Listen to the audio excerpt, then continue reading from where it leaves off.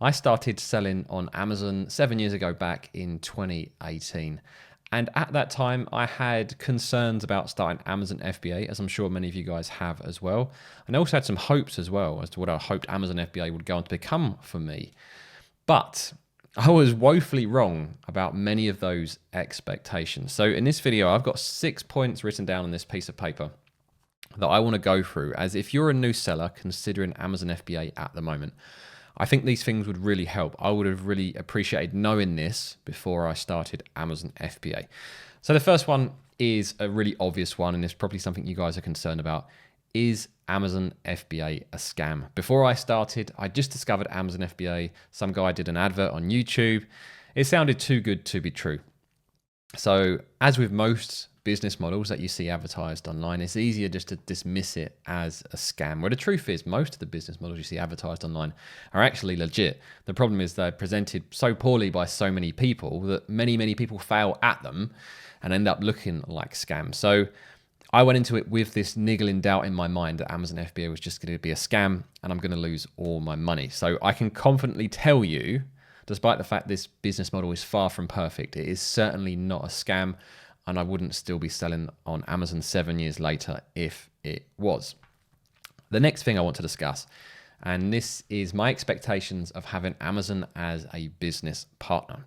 So if you haven't sold on Amazon before, your exposure to Amazon will be limited to customer service from buying something on Amazon. And Amazon strive to have the best customer service out there. The returns process is usually super simple, and getting refunds is very easy as well. So you'd expect, if you're going to become a seller on the platform, that seller support would be good. Whereas unfortunately, it is not. It is absolutely terrible. It's as bad as anything you read on the forums. It's a very fragmented service. I think the way to think about Amazon as a seller platform is it has been developed in chunks, and there are teams all over the world that have developed different parts of this system. So there's no one person that has cohesive knowledge of all of it, other than us sellers that have our own real experience of using the platform. So when you have an issue, you submit your ticket to the lowest paid people that often don't speak English, that are under extreme targets to reply to a certain amount of people per hour. And they have to choose from templated responses. So it's very difficult to get the support you need. So if you do go on to become an Amazon seller, just know that seller support is that bad. The best thing to do is surround yourself by other sellers that you can lean on, and just learn to manage your emotions as best as possible. When you're contacting seller support, leave emotion out of it, stick to the facts, keep it as succinct as possible, and just stay persistent. Sometimes you have to send the same message 4 or 5 times to get to the right person. The next thing, scaremongering, and this goes back to whether Amazon's a scam as well. And also, if you read the forums, you'll read a lot of bad experiences people have had with Amazon. And this nearly put me off starting Amazon. I'd read lots of scaremongering about people getting their account suspended, or having product listings suspended, or competitors attacking their product or hijacking their product. And that does go on. But in 7 years, this has been my experience in 7 years, and I've had multiple Amazon accounts. I have never had an account suspended in 7 years, which is, that's pretty good. I've had 2 products suspended temporarily. One was for less than an hour. Basically, I went out of stock and then received a number of returns very quickly. So Amazon said your return rate has spiked. And because I was no longer selling, to dilute those returns, my return rate hit a certain threshold. I got an email saying your product doesn't quite match your listing. And I was getting a number of returns from people who were moaning about the size. So I just edited one of my images to really drive home the actual size of my product. And then that was never an issue again. And my listing was automatically reactivated. So that was very quickly dealt with. The second one, one of my products, I think it was my second or third product, I can't remember now which one it was. I'd been selling for a few months, was making good money, and then it got suspended for trademark infringement. And I was like, what trademark have I done wrong here? And when I looked into it, I got to the bottom of it. I had used the word Velcro on my listing. I didn't think, but Velcro is a trademark term. So 3M, who own the trademark, had submitted this massive complaint to Amazon for hundreds of different listings, and mine was just one of those. So I had to prove to Amazon that my product did not contain Velcro. That's why we all call it hook and loop now on Amazon. And then my listing got reinstated. And that took about 12 hours. So in 7 years, no account suspensions, 2 product suspensions, both resolved within the same day.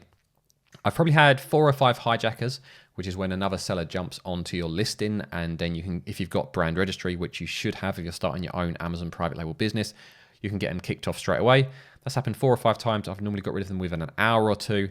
And over the past couple of years, I haven't had any hijackers, as Amazon have become a lot more strict about who can sell what brand. So it's a lot harder for another seller now to hijack your listing. So in terms of scaremongering, yes, 100% don't trust Amazon, and it's not going to be plain sailing.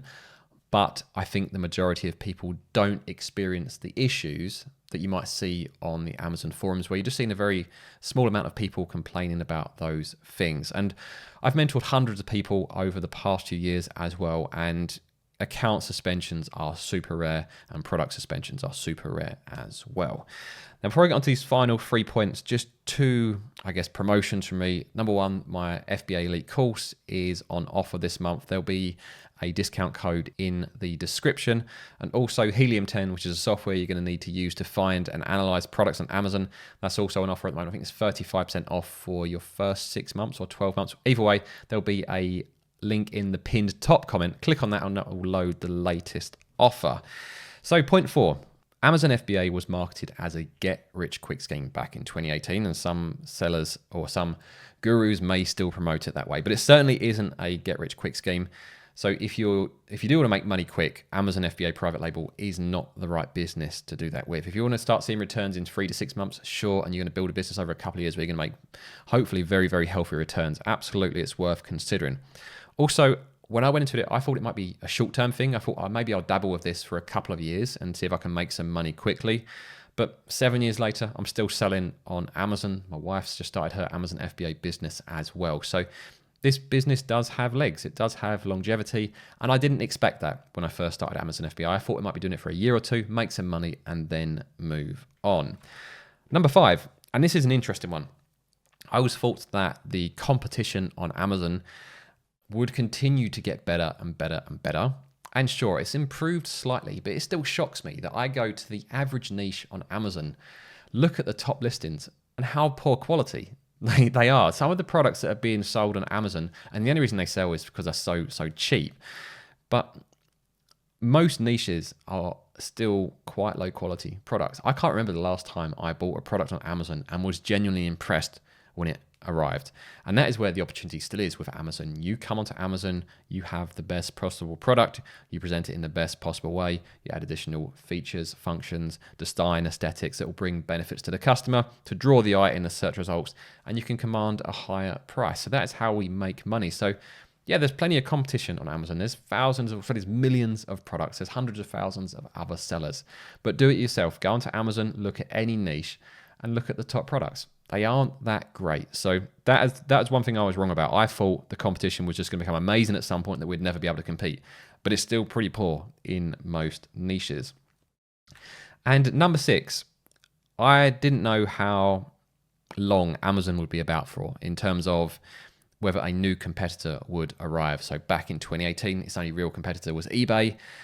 And I don't know about you guys, but most of us don't use eBay that much anymore. So eBay's not really a competitor to Amazon in my eyes. We've seen companies like Temu, AliExpress, Shen, they're all trying to get a piece of the pie, but they are fighting over the cheapest, lowest profit margin section of the market, which is not what we're interested in at all. So I was wrong expecting Amazon FBA to have a serious competitor. Now I'd love for it to have a serious competitor, but it just hasn't arrived, because maybe if it did have a serious competitor, they'd start treating sellers better. But that is the situation we find ourselves in. And last year, Amazon in the UK still grew their sales. I think it's by 12.7%.